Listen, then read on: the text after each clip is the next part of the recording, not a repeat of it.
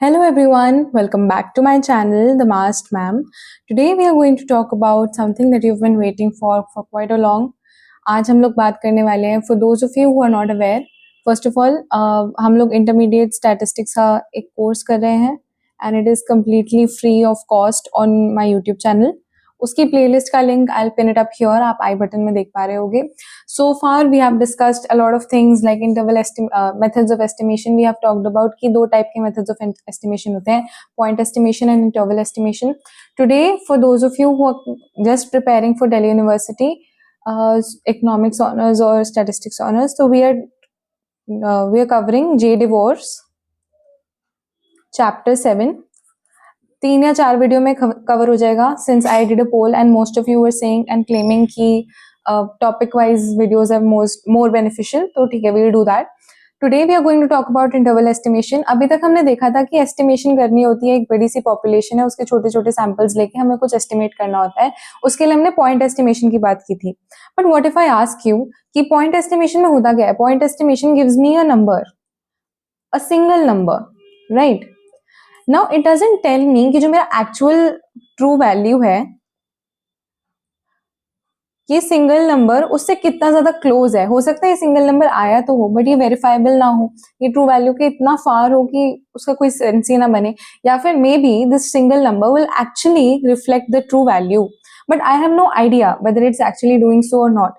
So how do I find out a more credible way in which I can ascertain कि हाँ जो मेरी value निकल के आ रही है, it is actually representative of my true value. So for that we do interval estimation. Interval estimation में we get what is an interval? It is basically range, right? एक काफी सारे collection को हम interval कहते हैं. So it is a range of values used in making estimation of a population parameter. For example, suppose मेरा कुछ भी data है और उसकी मेरे पास mean value है say 4, ठीक है, और जब मैं उसका इंटरवल निकालती हूँ तो I get the interval around 3.9 to 4.2. So it is telling me, मेरा इंटरवल जो आया है, इट इज टेलिंग मी कि यार जो आपकी वैल्यू है ना वो इस इंटरवल के बीच में लाई करेगी. Now I take many many many many samples, तो मुझे पता चलेगा कि हाँ 4 है वैल्यू, 4 मीन वैल्यू निकल के आ रही है. वैसे इंटरवल 4.1 होना चाहिए तब आएगी 4 value, but I was just giving you random example. So it tells me if I give you a value 3.9, अगर मैं पॉइंट एस्टिमेशन के थ्रू जाती तो मेरी सपोज वैल्यू आती 3.9, तो 3.9 is close to 4, but am I getting any certainty कि हाँ ये पक्का 4 के ही क्लोज है?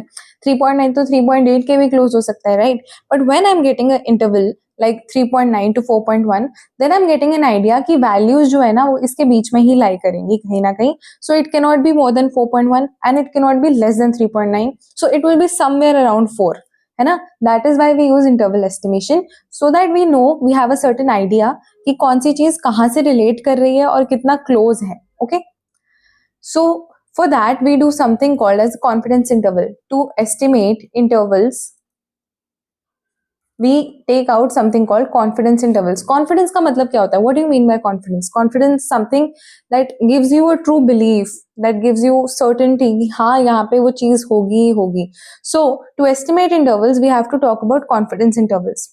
इसमें मैंने वही लिखा है कि एक पॉइंट एस्टिमेट एक सिंगल नंबर है, उसके पास कोई इन्फॉर्मेशन, हम उसको अगर देखेंगे तो हमें कोई इन्फॉर्मेशन नहीं मिलेगी वेदर इट इज प्रिसाइज और रिलायबल, है ना? But if we have to find out an alternate method, so we do interval estimation. And to do interval estimation, we construct confidence intervals.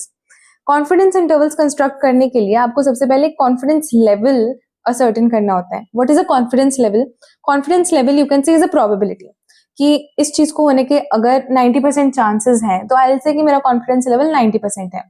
तो it is a measure of degree of reliability of interval. So I'm saying कि interval, suppose interval A है, उसका confidence level 90% है और interval B है, उसका confidence level से 75% है, तो मेरा कॉन्फिडेंस लेवल हाई है 90% में, सो आई विल से कि ए में ज्यादा क्रेडिबिलिटी है, ज्यादा रिलायबिलिटी है. ठीक है, and it also tells you confidence level अगर मैंने 90% रखा है तो उसका एक्चुअली में मतलब क्या हुआ in statistical sense. So it tells you कि मैंने जितने भी सैंपल्स लिए उनमें से 90% सैंपल्स में ना मेरी ट्रू वैल्यू होगी ही होगी.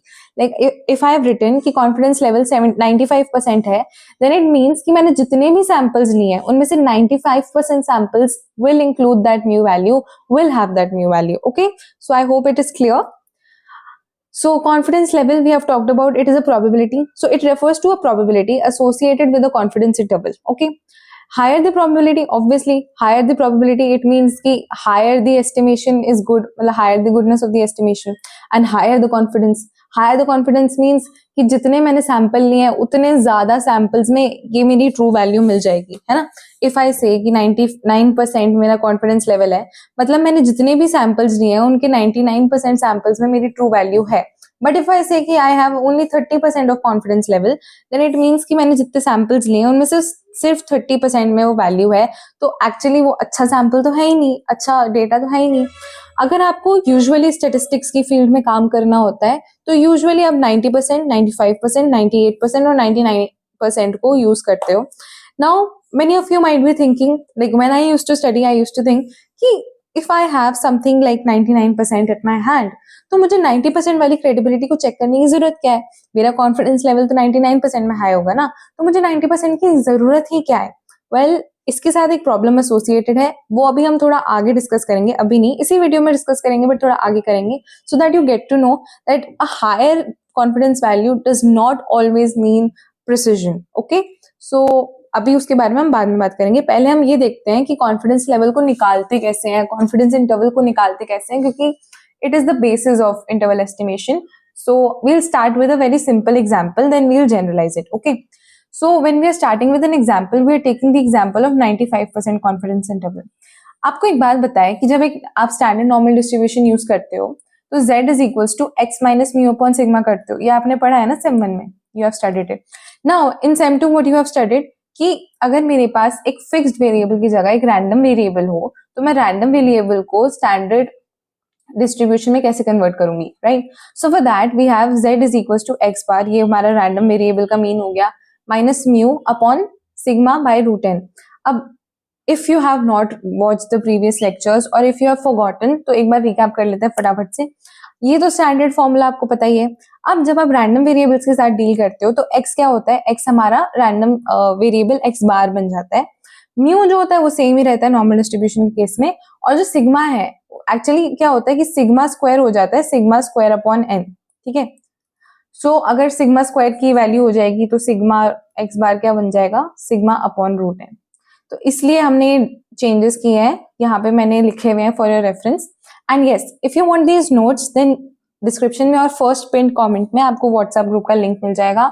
Join it, I will give you the notes there and then you can have all the access. So okay, let's continue.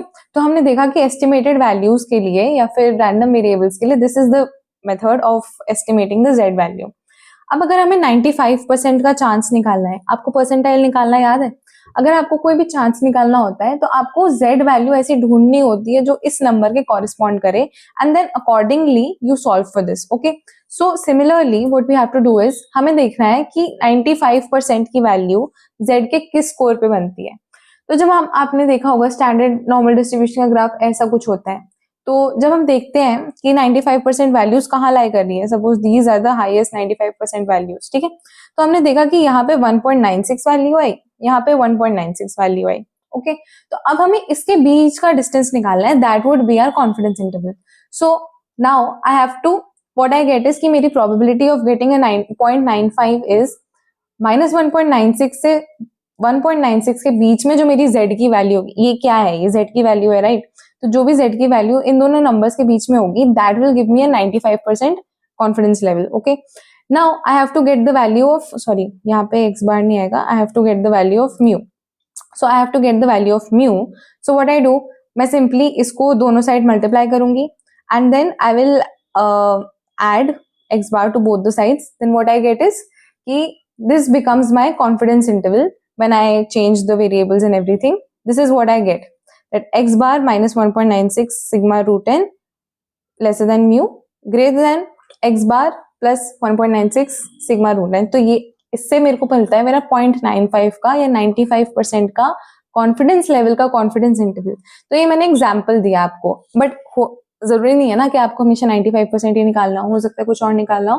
तो उसके लिए एक जनरलाइज डिस्कशन है, बहुत इजी है. इससे आपको लॉजिक समझ आना चाहिए कि हम लोग कर क्या रहे हैं. हम लोग सबसे पहले देख रहे हैं कि मेरा कॉन्फिडेंस लेवल क्या है जो मुझे निकालना है. अब उस कॉन्फिडेंस लेवल के कॉरिस्पॉन्डिंग हमें जेड स्कोर निकालना है एंड फिर उस जेड स्कोर के कॉरिस्पॉन्डिंग हमें म्यू की वैल्यू निकालनी है, ठीक है।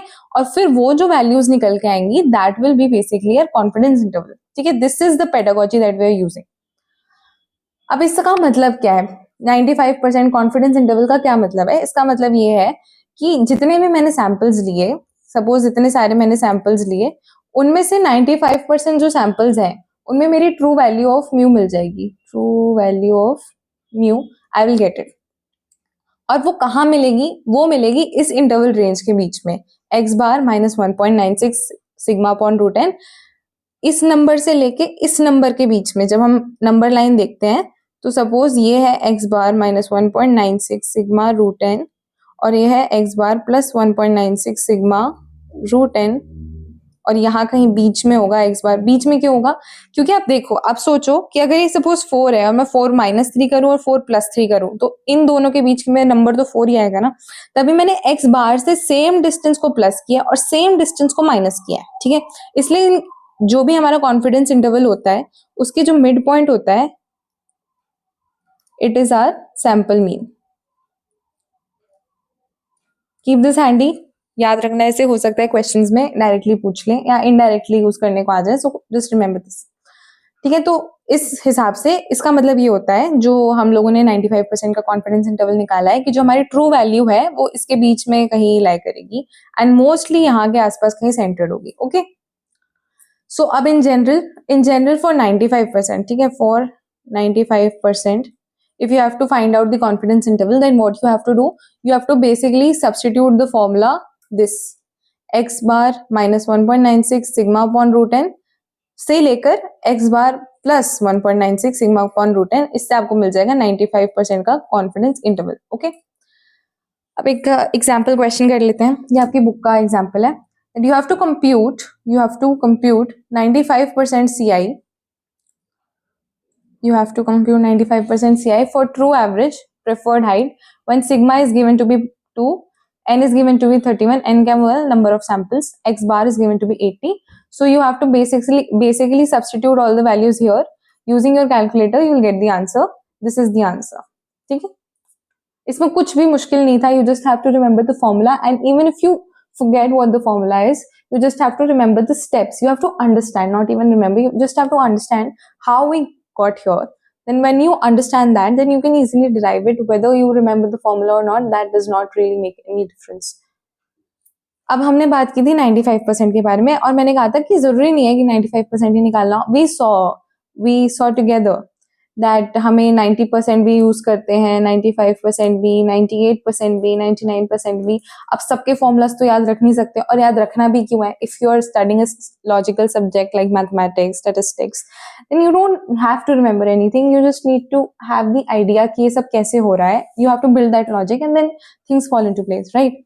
सो what I have to do is, हम लोगों को मीन के लिए, ठीक है, मीन के लिए कॉन्फिडेंस इंटरवल निकालना है। तो उसके लिए सबसे पहले हम अज्यूम क्या कर रहे हैं, या फिर गिवन क्या है, कि जो हमारी डिस्ट्रीब्यूशन है वो नॉर्मल है और सैंपल लार्ज है। अगर सैंपल छोटा होगा तो वो नॉर्मल ही नहीं हो सकती डिस्ट्रीब्यूशन, राइट। फिर तो वो डिस्क्रीट बन जाएगी, कॉन्टिन्यूस रहेगी ही नहीं। बट अगर सैंपल लार्ज है, काफी लार्ज है, तब वो डिस्ट्रीब्यूशन जो है वो कंटिन्यूस भी बन जाएगी and then we will have it as normal distribution. अब इस केस में हम क्या अज्यूम कर रहे हैं कि जो हमारा वेरिएंस है ना, population variance, that is also known. तभी हम लोग उसकी वैल्यू सब्स्टिट्यूट कर पाएंगे, क्योंकि ऑलरेडी हमें म्यू की वैल्यू तो निकालनी है। अगर हमारे पास सिग्मा स्क्वायर की वैल्यू भी नहीं होगी तो हम म्यू की वैल्यू निकालेंगे कैसे, ठीक है। तो वी आर अज्यूमिंग कि हमारे पास पॉपुलेशन की वेरिएंस गिवन है। फिर हम लोग को निकालना है हमारा कॉन्फिडेंस इंटरवल। तो वो कैसे निकलता है? अगर आपके पास सैंपल मीन नहीं है तो सबसे पहले तो आप सैंपल मीन निकालोगे, ठीक है। सैंपल मीन कैसे निकालोगे? सिंपली सिग्मा एक्स आई अपॉन एन से, ठीक है, निकल जाएगा आपका सैंपल मीन। उसके बाद आपको क्या करना है, उसके बाद आपको देखना है कि आपका कॉन्फिडेंस लेवल क्या है। आपको 90% निकालना है, 95, 98, 99, जो भी कॉन्फिडेंस लेवल है वो आप देखोगे। नाउ z अल्फा बाई 2 की वैल्यू निकालनी है। What is this z? z is the z score, जो आपको z स्कोर टेबल जो होती है, स्टैटिस्टिकल टेबल, वहां से निकलती है। अभी अल्फा बाई 2 क्या है? 90% को अगर मुझे 101 माइनस अल्फा के तरीके से लिखना होगा तो मेरा अल्फा क्या बन जाएगा? मेरा अल्फा बन जाएगा 0.9 सॉरी 0.1, क्या लिखूं, हाँ 0.1। सो 1 minus 0.1 gives you 1 minus 0.1 gives you 0.9 and 0.9 into 100 gives you 90%. So you have to find out this alpha value. ठीक है, when you find out this alpha value, then you have to divide it by 2 and उसका जो z score होगा वो आपको लिखना है. For example, ये थोड़े standard जो यूज होते हैं वो given है. इसमें आपने क्या किया, आपने 1 माइनस अल्फा के हिसाब से अल्फा की वैल्यू ली और फिर अल्फा की वैल्यू को 2 से डिवाइड करके जो z स्कोर आया उसे आपको यूज करना है. ऐसा क्यों करना है, क्योंकि आपको अगर आप ये आपका कर्व है, आपको z value suppose z is equals to alpha यहाँ है, तो आपको ये पूरी वैल्यू नहीं चाहिए, आपको वैल्यू चाहिए ये वाली बीच की. That is why you have to do alpha by 2. Okay, तो ये आप वैल्यू निकालोगे and then you will substitute into the standard formula. अब इसमें हम स्टैंडर्ड एरर ऑफ मीन निकालेंगे. यूजुअली आपकी इनफाइनाइट पॉपुलेशन ही गिवन होती है. जब आपकी इनफाइनाइट पॉपुलेशन गिवन होती है तो स्टैंडर्ड एरर ऑफ मीन होता है सिग्मा अपॉन रूट n. अगर नहीं गिवन है तो ये वाला फॉर्मूला होता है, बट ये काफी रेयरली यूज होगा. और फिर जो हमारा इंटरवल निकल के आता है वो होता है observed mean, that is x bar, minus z score of alpha by 2 and the standard error of x बार. जब हमने इसको निकाला था 95% के लिए, तब हमने क्या यूज किया था, तब हमने x बार को एज इट इज रखा था. जब हम 95% के लिए निकालते हैं तो z अल्फा बाय 2 की वैल्यू आती है 1.96 और फिर हमने standard error of x bar लिया था, that was sigma upon root n. तो वही सेम एग्जैक्टली सेम आपको चीज करनी है. इसको बस एक जनरलाइज फॉर्मेट में लिखा है, कंफ्यूज होने की कोई बात नहीं है. It is very easy. ये याद रखे तो रख लेना, ये याद रहे तो ये रख लेना, मतलब समझ आना चाहिए and then you have to accordingly apply it. Okay, so in general what do we get कि अगर मेरे पास ये मेरा 101 माइनस अल्फा का कॉन्फिडेंस लेवल है, this is the confidence desired confidence level. ये डिजायर्ड कॉन्फिडेंस लेवल है. ठीक है, अब इसके कॉरेस्पॉन्डिंग जब मुझे कॉन्फिडेंस इंटरवल निकालना है जहां पे मेरा मीन म्यू है और मेरी सिग्मा की वैल्यू गिवन है, तब हम कैसे निकालेंगे, तब हम इस फॉर्मूला इसमें सब्स्टिट्यूट कर देंगे values and then we'll get the confidence interval. अब इसको एक और तरीके से लिख सकते हो, सब कुछ तो सेम ही है ना, बस माइनस और प्लस का फर्क है. So you can write it as x bar plus minus together z alpha by 2 sigma upon root n. Okay, this is when the population is infinite. If population is not infinite or it is finite with and the samples are taken without replacement, then you will change this value to sigma upon root n minus n minus 1. Okay, वैसे ये use नहीं होगा, but जिसको अच्छा score करना है वो याद रख लेना इस चीज को. ये आपने पहले वाले लेक्चर्स में भी पढ़ा होगा जब मैंने बताया था टाइप्स ऑफ एरर्स उसको कैसे निकालते हैं. ओके, सो हमारा एक सैम्पल क्वेश्चन, ये भी आपका बुक का क्वेश्चन है. हमें क्या गिवन है, we are given that there is a normal distribution and standard deviation. मतलब क्वेश्चन में सिर्फ टर्म्स ढूंढने हैं. Okay, you don't have to read the entire question, it is not necessary. हमें क्या गिवन है, नॉर्मल डिस्ट्रीब्यूशन, कुछ लिखा है, स्टैंडर्ड डेविएशन गिवन है 0.1 mm. ठीक है, ये काम की चीज है. और सैंपल ऑफ 40 हाउसिंग यूनिट से हमारा n की वैल्यू निकल के आ गई. Is selected in a mean diameter of, ये मीन की वैल्यू भी गिवन है. अब हमें कैलकुलेट करना है कॉन्फिडेंस इंटरवल और ये हमारा कॉन्फिडेंस लेवल गिवन है. तो इन्हें सब कुछ तो दे ही रखा है, हमें तो सिर्फ फॉर्मूला में सब्स्टिट्यूट करना है. हम लोगों को आप टेबल से रेफरेंस लेके ये वैल्यू निकाल सकते हो उसकी z अल्फा बाय 2 की. अभी मैंने डायरेक्टली लिख दिया, इट इज 1.645. तो आप जब वैल्यूज को सब्स्टिट्यूट करोगे तो ये आपको कॉन्फिडेंस इंटरवल निकल के आ जाएगा. फॉर्मूला मैं आप लोगों की रेफरेंस के लिए यहाँ पे एक बार लिख देती हूँ. Formula will be x bar plus minus z alpha by 2 into sigma upon root n. जब आप ये वैल्यू निकालोगे that is your confidence interval. Okay, अब हाँ, अब मैंने स्टार्टिंग में बात की थी कि जब even when I used to study as a student, मुझे भी ये लगता था that when I have 90%, 99%, if I have these two confidence intervals, when I can use this 99% criteria, then why am I using 90%? जब मुझे पता है कि इसमें ज्यादा क्रेडिबिलिटी है तो मैं 90% क्यों यूज कर रही हूँ? क्योंकि तब मुझे ये नहीं पता था कि दो चीजें होती हैं. एक होता है कॉन्फिडेंस लेवल की एक्यूरेसी, मतलब प्रिसिजन, एक होता है उसकी credibility. So when we are saying that there is a higher confidence level, compare like in दोनों में कंपेयर करेंगे तो 99% में हमारा हायर कॉन्फिडेंस लेवल है. So when I am saying that there is high confidence level, I have to see why is there a high confidence level. When I see that, then I get to know कि higher confidence level इसलिए है क्योंकि मेरा interval wide हो गया. मतलब कि suppose this is a number line, this is a number line, मैं 2 हाइलाइटर्स से मार्क करके दिखाती हूँ। मेरा एक कॉन्फिडेंस लेवल है ये और दूसरा है ये, जस्ट अ सेकेंड, ये वाला। Now what I am saying is, I am saying कि जो येलो वाला है दैट हैज 90% का कॉन्फिडेंस लेवल और ग्रीन वाला है 99% का कॉन्फिडेंस लेवल। तो मैं कॉन्फिडेंस लेवल इसमें क्यों ज्यादा बता रही हूँ, क्योंकि मेरे पास नंबर्स ज्यादा हो गए हैं पर इसकी प्रिसिजन तो कम हो गई ना। अब मुझे इतने सारे नंबर्स में से मेरी ट्रू वैल्यू निकालनी है कंपेयर टू दिस वन जहां मुझे इतने से नंबर से अपनी ट्रू वैल्यू निकालनी थी, ठीक है। तो इसलिए here there is a trade off basically कि आप किसको चूज करते हो, अपने हायर कॉन्फिडेंस लेवल को चूज करते हो या एक्यूरेसी को चूज करते हो। So this is the reason why confidence level does not always translate into precision, ठीक है। आप इसको पढ़ोगे तो मैंने यही सब लिखा है, उसको मैथमेटिकली अब थोड़ा समझने की कोशिश करते हैं कि why does this happen. So if I'm comparing two confidence levels, one is 95%, another one is 99%. So what I see is when I calculate the 99% का confidence interval, there is a wider interval. It means अब मैं interval कैसे निकाल रही हूँ, मैं width कैसे निकाल रही हूँ। So if I have numbers 4 to 8, ये मेरी रेंज है, तो मैं इसकी width कैसे निकालूंगी, 8 minus 4 करके।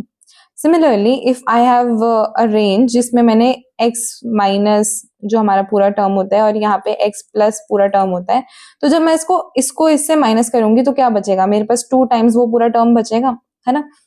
सो वही है, यहाँ पे विड्थ कैसे निकलेगी, इस वाले टर्म को ट्वाइस करके। तो जब मैंने 95% के लिए वो किया तो मेरी वैल्यू निकल के आई 3.92 सिग्मा अपॉन रूट है। जब मैंने 99% को किया तो मेरी वैल्यू निकल के आई 5.16 सिग्मा अपॉन रूट है। दिस मीन्स दैट दिस जो मेरा सिग्मा बाय रूट एन है वो तो सेम है, बट इसको मैंने यहाँ एक छोटे नंबर से मल्टीप्लाई किया और यहाँ एक बड़े नंबर से मल्टीप्लाई किया, यानी कि यहाँ पे मुझे बहुत सारी वैल्यूज मिली। It gave me a larger value but not necessarily a higher accuracy और higher precision. That is why a gain in reliability और confidence leads to a loss in precision. Okay, so यहाँ पे question है, question again just see what is the required things in a question. You don't have to read the entire question because usually वो बताते हैं कि experiment में क्या हुआ, that is not for your understanding. Okay, तो हमने यहाँ देखना है कि यहाँ पे मेरी स्टैंडर्ड डेविएशन गिवन है 25 और सिग्मा 25 गिवन है, कॉन्फिडेंस इंटरवल गिवन है 95, विड्थ गिवन है 10 और मुझे सैंपल साइज n ढूंढना है। ओके, तो मेरे पास विड्थ गिवन है 10, सिग्मा की वैल्यू गिवन है 25, CI है मेरा 95 और मुझे n ढूंढना है। Do I know the formula? I have seen कि विड्थ कैसे निकलती है, 2 टाइम्स जो भी मेरा z अल्फा बाय 2 की वैल्यू होती है sigma upon root n।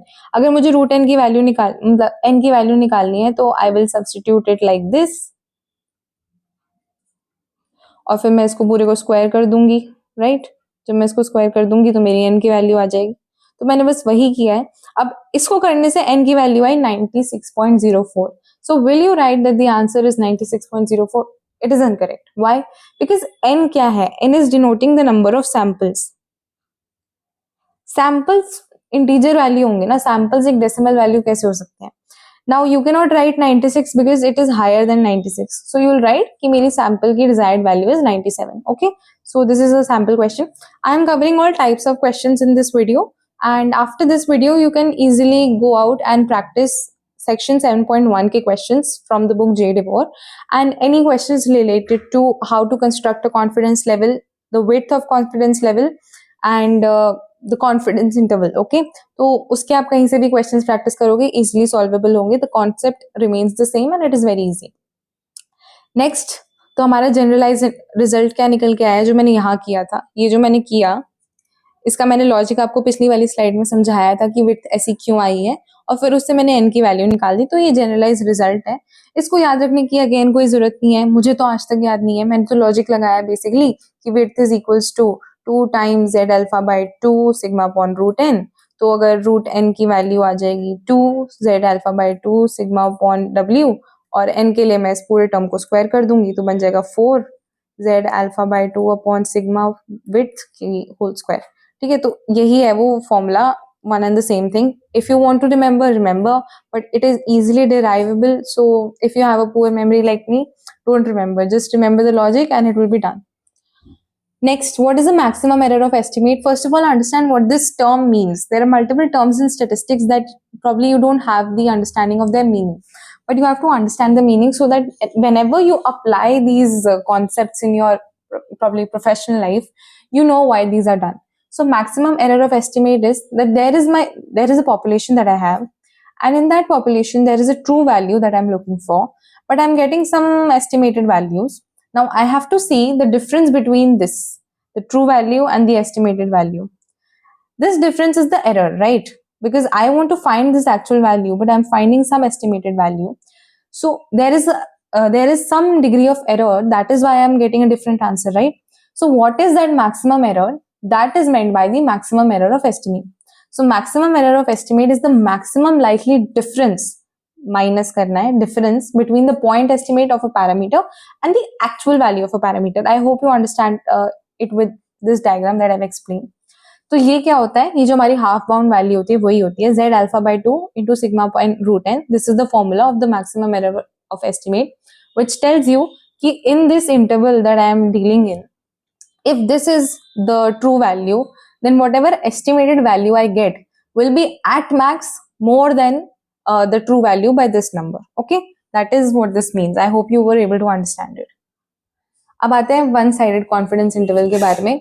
Suppose I tell you कि one way is to tell you कि मेरा जो कॉन्फिडेंस इंटरवल है वो इस वैल्यू से इस वैल्यू में लाई करता है, but maybe I am not interested in that. Maybe what I want to know is कि अगर मेरी पूरी नंबर लाइन है, यहाँ पे मैंने इन्फिनिटी लिखा है, माइनस इन्फिनिटी, और यहाँ मैंने प्लस इन्फिनिटी लिखा है, मुझे बस इतना जानना है. I go to a statistic to somebody who know statistics and I ask them कि ये मेरा एक्सपेरिमेंट है, आप मुझे बस इतना बता दो कि इसकी मैक्सिमम वैल्यू क्या हो सकती है, इससे ऊपर ये जाएगा ही नहीं, या फिर मैं कहूँ कि इसकी लीस्ट वैल्यू क्या हो सकती है, इसके ऊपर ये जाएगा नहीं. I want to know either of the things, either the maximum value or the least value. I'm not interested in the interval at all for whatever reasons. So उसको हम कहते हैं one sided confidence interval. It is also known as confidence bounds. तो एक interval क्या होता है, just try to think about it logically. The interval is x bar minus z alpha by 2 sigma upon root n से लेकर x bar plus z alpha by 2 sigma upon root n, right? अब या तो ये क्या हुआ, ये हुई मेरी लीस्ट वैल्यू रेंज में और ये हुई मेरी मोस्ट अपर मोस्ट वैल्यू. तो अपर मोस्ट वैल्यू क्या होगी ये, और लीस्ट वैल्यू क्या होगी ये. अब इसमें कुछ कॉम्प्लिकेट करने का या फिर मुश्किल फील होने का I don't think so if there is any scope. This is just basic logic. So if you have to find upper confidence bound, तो ये वैल्यू लेनी है, वही सेम चीज लिखी है मैंने यहाँ. और अगर आपको लोअर वैल्यू चाहिए तो ये वाली वैल्यू लेनी है जो मैंने यहाँ लिखी है, ठीक है? I hope it was clear. इसको आप you also called it as bootstrap confidence interval. So if question asks you what is a bootstrap confidence interval, then I hope you remember what is one-sided confidence interval and then you explain it accordingly and answer. Okay? अब practice question कर लेते हैं. इतना ही था. We have covered section 7.1 of J. DeVore. ठीक है? So we have talked about confidence intervals, confidence level, how to construct a confidence interval, how to determine the width of a confidence interval, how to determine how many samples do I need to get for a specific width of confidence interval.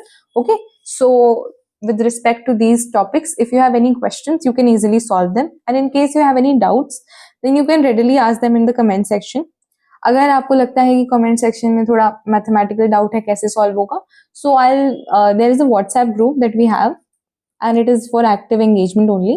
तो WhatsApp group का link आपको pin comment में मिल जाएगा. Just join that and I will be there at your disposal for all the doubt resolution. So now let us practice some questions. After this video go ahead and 7.1 को बिना पढ़े मेरी तरफ से questions कर लेना.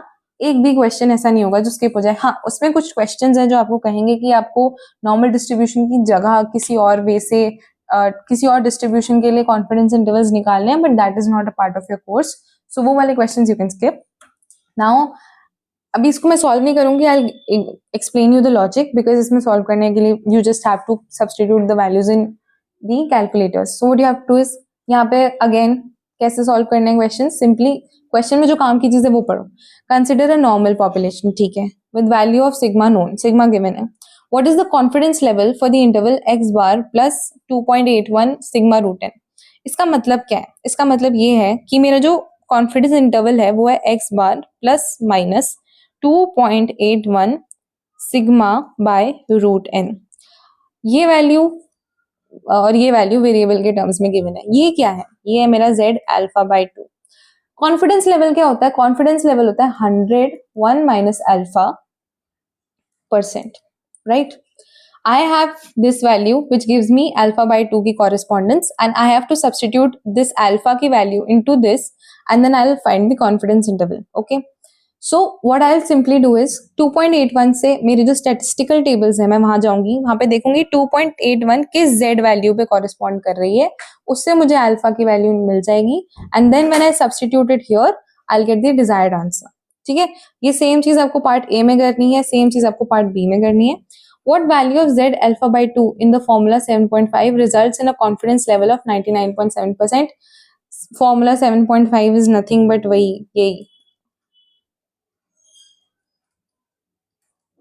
यही है वो फॉर्मूला जिसकी वो बात कर रहे हैं। अब आपको क्या बताना है? z alpha by 2 की वैल्यू बतानी है वेयर कॉन्फिडेंस लेवल इज 99.7%। तो 99.7 is equals to 100 minus 100 alpha. So 100 minus 99.7 upon 100 is equals to alpha. तो ये अल्फा की वैल्यू निकल जाएगी। अल्फा को फिर आप अल्फा बाय 2 करोगे, उसकी कॉरेस्पॉन्डिंग आप z स्कोर देखोगे और आपका आंसर आ जाएगा। Okay, simple.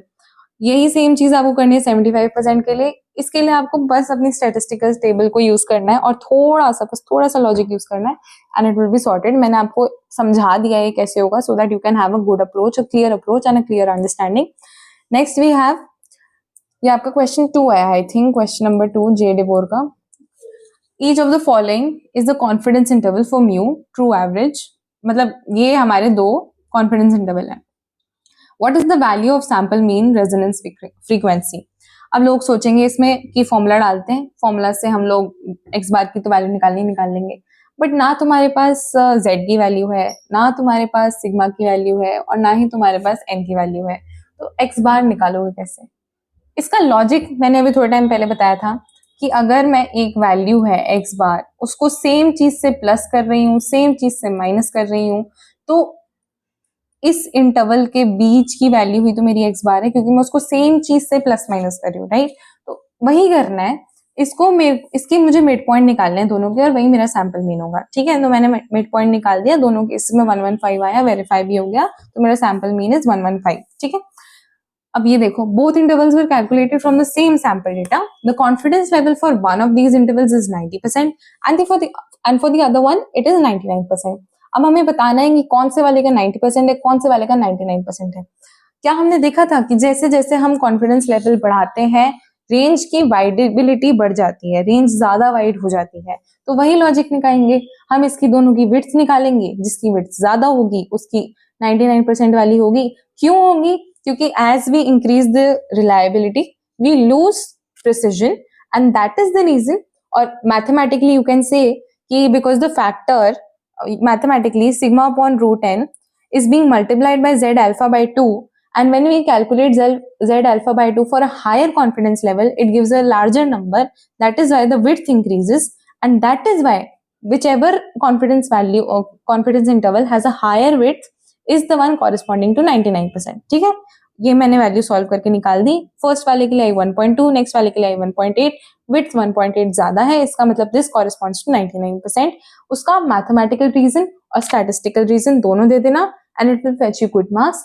And with this we end this video. So we have covered section 7.1 of JDVO. I hope it was very clear to you. सब कुछ समझ आ गया होगा। If not, कमेंट करके डाउट्स पूछ सकते हो, व्हाट्सएप ग्रुप में आ जाना, and for PDF also of this entire thing you can join the WhatsApp group. And just all the best, keep learning, keep supporting, happy learning, and don't forget to like, share and subscribe to the channel. Goodbye, happy learning.